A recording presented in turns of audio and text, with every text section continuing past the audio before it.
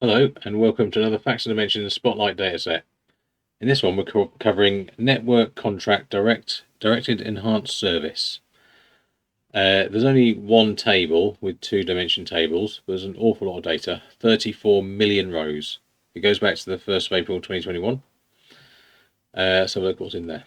So this is the data table. You can see there's several dimension columns and then you just got a value. So to understand what sort of stuff we've got, there's a data dictionary here. That's what tells you what the indicator IDs are. Now if I just scroll down, you can have a pause the video and get an idea of what sort of stuff there is. Let's make this a bit bigger. Yeah. So there we go.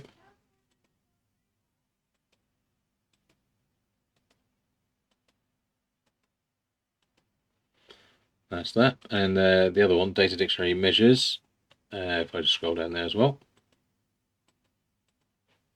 There you go. That's it really. Thanks.